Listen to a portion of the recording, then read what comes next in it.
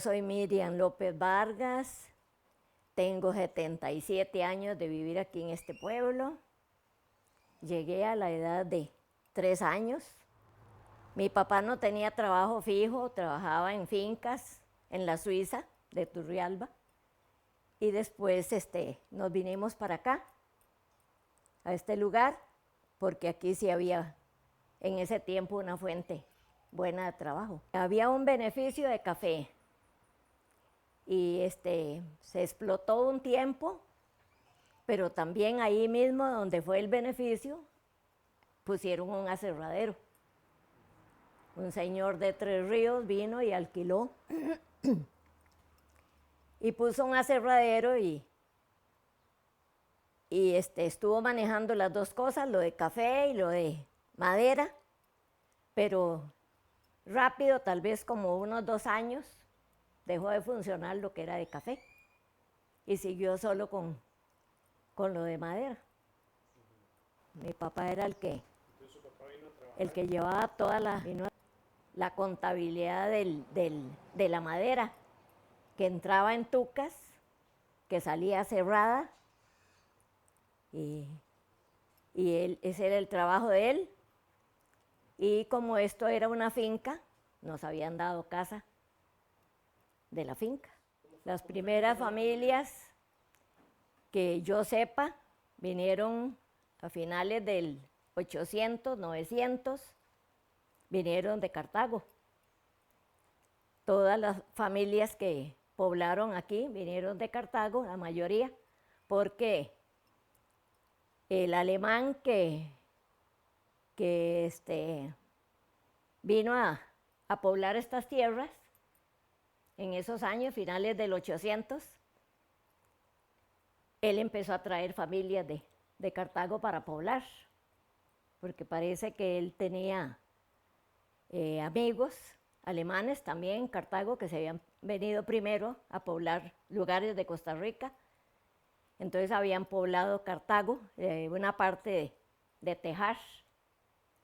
Entonces cuando él se vino, le dijeron que aquí habían tierras de nadie. Sí, era de indígenas.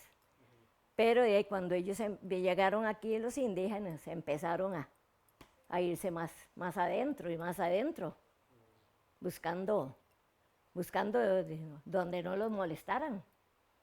Entonces ese señor alemán, que se llamaba Federico Starke, se había casado con una mujer de Cartago, una muchacha de Cartago. Entonces él empezó a traer familias de Cartago, y ahí se vino la familia de mi abuela materna, que se vino de 10 años de Cartago con los familiares. Y mi abuela decía que ella trabajó de niñera en la casa de esa gente de Starke. Esa casona fue hecha por ese alemán que pobló, que vino a poblar aquí, este lugar. Y la gente le decía la casa grande, porque era muy grande. Una casa muy linda. Y de ahí, como esa gente se fue,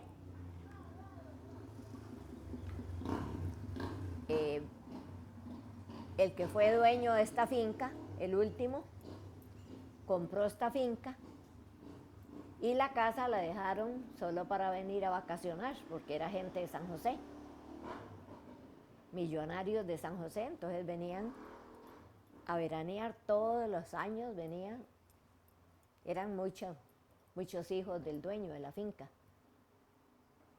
Entonces, en vacaciones, ya los hijos de ellos estaban en el colegio y en escuelas en San José. Entonces, en tiempo de vacaciones venían a veranear aquí. Había una pila que había sido un depósito de café cerca de la casa grande. Entonces esa pila la agarraron ellos, ¿verdad? Los dueños de piscina. Y después el administrador que tenían ellos en la finca, que también vivía cerca de la casa grande y cerca de la de la pila esa que llamábamos, digamos piscina, nos la prestaba cuando los dueños no venían a la finca, que era cada año que venían, nos prestaba la pila esa para bañarnos y nosotros hacíamos un balneario ahí. Porque el administrador que tenía esa gente, le tenían una casa también muy bonita, cerca de la casa grande, eran casas de administradores. Entonces, el señor, como era de aquí, nacido aquí en este pueblo, entonces uno le pedía permiso y él lo dejaba bañarse ahí. Entonces la poníamos a llenar en la mañana y ya como a las 11 de la mañana ya nos íbamos a bañar.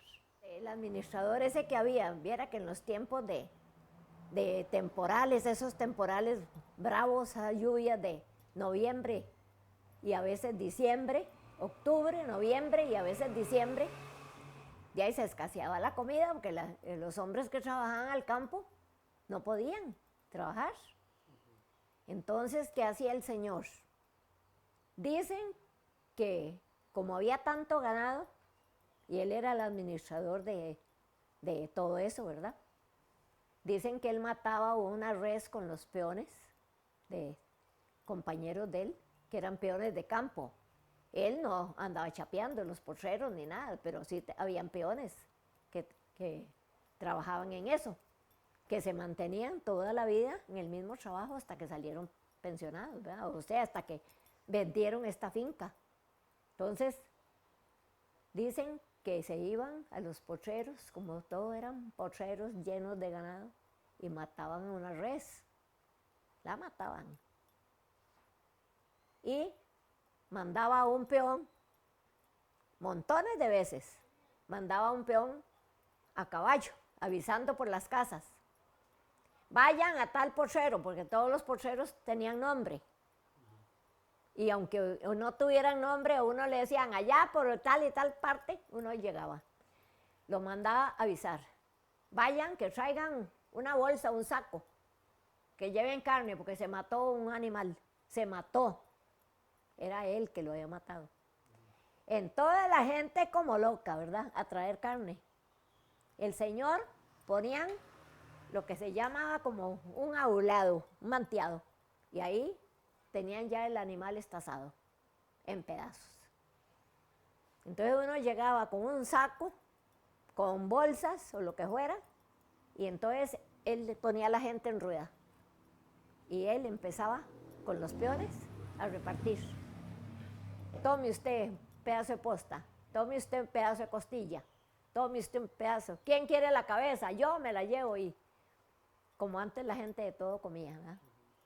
La gente una cabeza la despedazaba, como la del cerdo, que hacen pozol, y la cabeza del buey, de la vaca, lo que fuera, le sacaban los sesos, eso se comía con huevo y envuelto en huevo o picado con huevo, picado. No perdían nada, la lengua. La lengua hoy en día son carísimas las lenguas, ¿verdad? Entonces, el que se llevaba la cabeza se la llevaba con eso. Y todavía le tiraban pedazos de carne. ¿Quién quiere mondongo? Repartían el mondongo en bolsas. Tenía que llevar uno como bolsas aparte o saco aparte, que no le echaran todo revuelto. Y así, y entonces muchísimas veces en esos temporales no habían refrigeradoras, nada. Que hacía la gente con la carne. Llegaba una a la casa con la carne, todo lo que era carne, que no era hueso, lo relajaba, el papá de uno la lavaban y lo empezaba a relajar. Es como irla haciendo delgada, delgada, delgada, como una tira de carne. Entonces esas tiras las tiraban en el humero donde se cocinaba con leña. Entonces esa carne en la noche, bueno, en mi casa, en la noche la recogían y la echaban en una olla y la tapaban. En la mañana apenas prendían el fuego, la tiraban en un alambre que había así, en las ollas aquí y el alambre aquí, y tiraban la carne como tirar ropa. Entonces esa carne recibía el humo y se ahumaba. Y ya ahumada, seca, nada le pasaba. No se ponía mala. Ah, bueno, y era salada, esa carne salada, cuando la relajaban así, la salaban y le ponían pimienta. Y la guindaban ahí. Cuando querían hacer una olla de carne, otra la salaban en tuco, en una olla y se mantenía salada. O digamos, por ejemplo, un pedazo de posta. Lo salaban bien con pimienta, ya lavado, y lo echaban en una olla tapada. Esa carne duraba, porque más bien raro se ponía fría. No se ponía mala. Entonces, si querían, y lo mismo el hueso. Entonces, cuando querían hacer una olla de carne, una sopa, hacían. Claro, eso era de que yo le hablo de unos 8 días de comer carne. Ya más no, ¿verdad? Pero sí, muchas veces ese señor, como dicen, le salvó el temporal a mucha gente de aquí.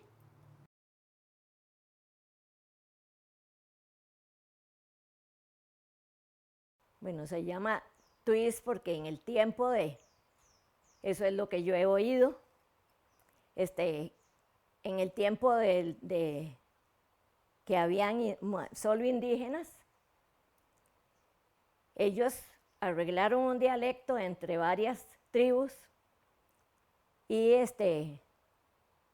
dijeron que twist era las ondas que hacía el río, las correntadas, los brincos de las correntadas.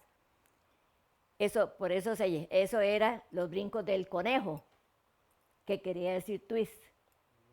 Esos brincos de las correntadas del río, porque este río era muy caudaloso. Y por eso se llama río Twist. El camino era camino de carreta y caballo, que venía de la Suiza, pasaba aquí por Twist y llegaba a Platanillo. Bueno, hasta de Platanillo, camino así de carreta, y de ahí para adentro, un camino ¿cómo se llama? Solo de caballo. Porque ya eran solo los indígenas que estaban ahí. Iban poblando de ahí para adentro. Y el agua, como 3 casas de este lado del centro del pueblo, tenían agua.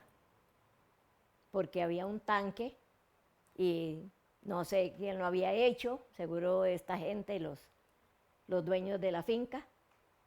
Y entonces muy poquitas casas, tal vez 2 o 3 casas tenían agua de este lado, aquí en el centro. Y después, cruzando el puente, que era donde estaba el aserradero, donde ahora se llama el barrio del Milagro, ahí estaba el aserradero, entonces sí había una planta hidroeléctrica muy, muy grande que tenían para manejar primero el beneficio de café y después el aserradero. Entonces esa planta daba agua a varias casas que estaban ahí cercanas y como nosotros también vivimos ahí, entonces nosotros sí teníamos por lo menos 2 bombillos en la casa, nada más. Y sí había agua también, porque esas turbinas producían el agua y la electricidad. Tenían una planta que en ese tiempo le decían Appleton, no sé qué querrá decir. Esa planta estaba hidroeléctrica. Esa planta se manejaba con una caída de agua por donde yo vivía. Entonces era una planta que empezó a darle corriente a todo el barrio de ahí, del Milagro. En ese tiempo no se llamaba el barrio del Milagro. Nosotros distinguíamos los 2 lados si estábamos de este lado del puente del río, porque el río divide el pueblo. Entonces, si estábamos de este lado, donde yo vivo ahora, llamábamos el otro lado allá, donde yo vivía. Y los de allá llamábamos el otro lado este. ¿Por qué le decíamos así? Porque lo dividía el río y había que cruzar este puente para llegar a ese barrio El Milagro y los otros alrededores que habían ahí. Bueno, había una, como llamaban antes, una botica. Y el que la atendía era el boticario. Entonces, si alguien se enfermaba, entonces iba donde dos boticas habían. Una de un suizo, porque la Suiza fue poblada por suizos y franceses. Entonces, un señor de apellido Petroquín era farmacéutico o boticario. Y entonces la gente iba donde él, muy acertado, porque no podían ir a Turrialba. Y el dispensario empezó a funcionar, ¿qué le voy a decir?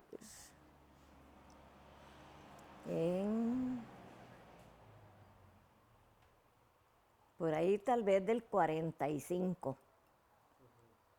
No lo recuerdo bien, pero el dispensario, eso ya era del seguro, y lo atendía un señor que se llamaba Max Blanco.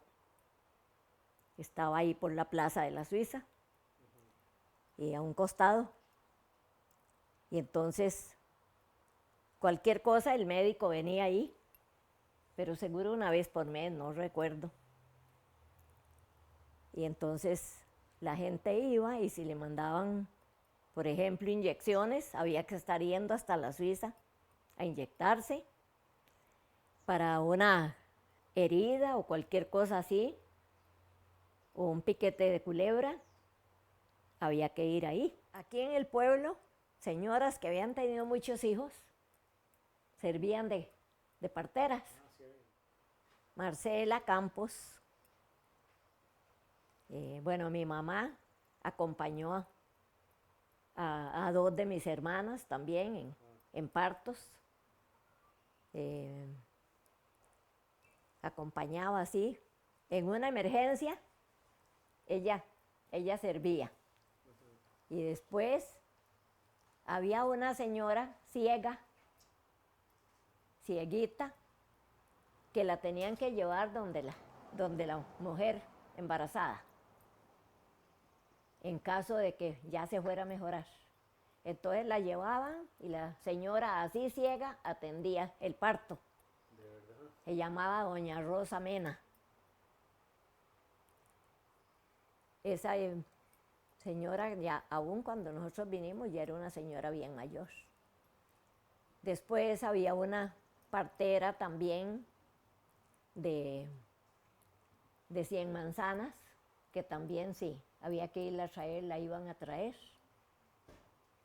Se llamaba Graciela Flores. Y así, aquí en el pueblo habían tres señoras que como habían tenido muchos hijos, se animaban a atender a la señora que estaba de parto. ¿Sí? Y ya después, ya en el 45, ya sí, iban al hospital. Algunas, no todas, siempre se seguían mejorando algunas en las casas. Pero ya sí, ya se iban para el hospital y se mejoraban en el hospital. Para ir a Turrialba,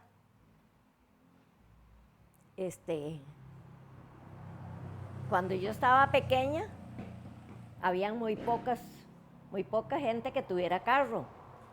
Y solo de la Suiza a Turrialba, una cazadora, con un viaje por día nada más. Entonces, la gente, eso cuando ya, digamos,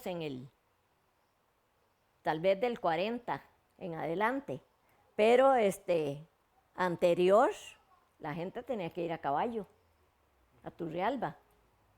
Duraban, digamos, se iban en la madrugada, 2 de la mañana, y regresaban en la tarde a caballo, porque se tardaban como 4 horas para llegar a Turrialba.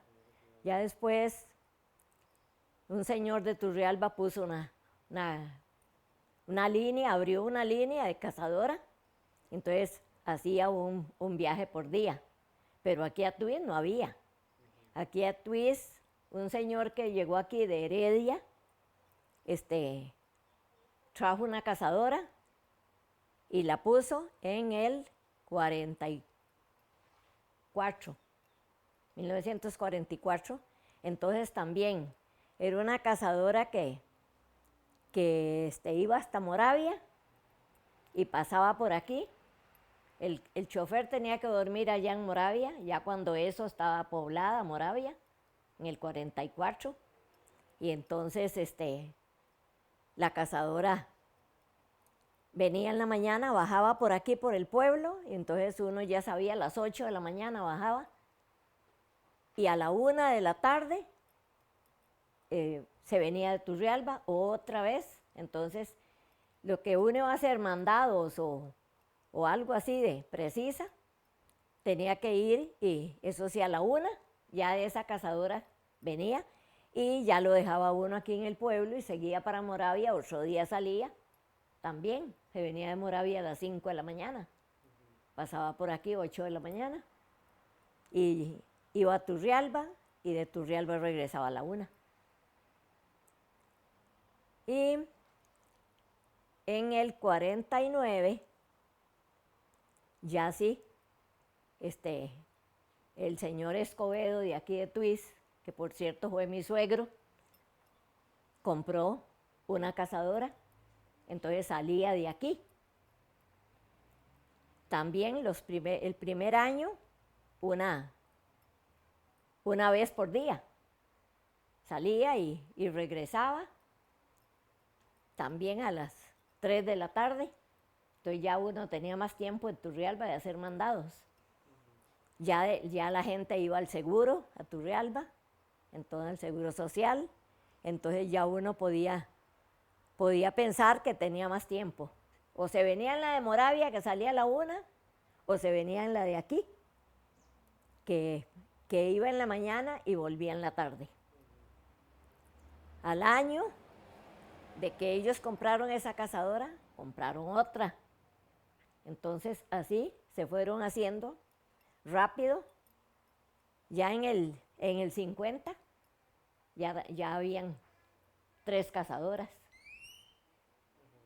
Entonces ya era ya muy fácil ir a Turrialba, ya todo el mundo iba a hacer mandados, y entonces ya se movilizaba uno mejor. Estas eran las 3 cazadoras del señor don José Escobedo, que aquí se ve con un nieto. Esta fue la primera que trajeron en el 49. Después trajeron esta, que la gente de aquí esta le decían la Johanna, porque el dueño que la tuvo antes en la Suiza, la hija se llamaba Johanna, entonces le puso a la cazadora Johanna, la Johanna. Esta la trajeron de Cartago y aquí le decían la Santa Elena, pero no tenía nombre, nada más que decía Turrialba. Y esta la trajeron también de Cartago y le decían, aquí la gente la puso la Palomita porque era blanca, entonces la pusieron la Palomita, le decían la Cartaga porque venía de Cartago y traía el nombre de Cartago. Y estas personas que están aquí, era el dueño de la empresa, que después fue mi suegro, está con un nieto, el que fue mi esposo, y era un hijo de él que tenía soltero. Este señor era yerno del dueño y el papá de este chiquito, y era otro nieto del señor Escobedo. ¿Cuál era el nombre del señor? José Escobedo Pastor era el dueño. y mi esposo José Manuel Escobedo Chávez. Ya con tres cazadoras de aquí, ya los horarios eran muy seguidos en el día. Y entonces ya uno iba a Turrialba y volvía rápido. Siempre existía la cazadora que subía a Moravia. Esa línea sí se quedó, que después también fue mi suegro. También después él la compró, la línea. Y el señor Escobedo empezó a meter cazadoras y después buses. Los buses, es más, el primer bus que vino aquí, metálico, fue de ellos. Ya no era cazadora, ya era un bus amarillo. Y ahí siguieron trayendo los buses y se hizo la empresa que todavía es la misma que está hoy, pero de diferentes dueños.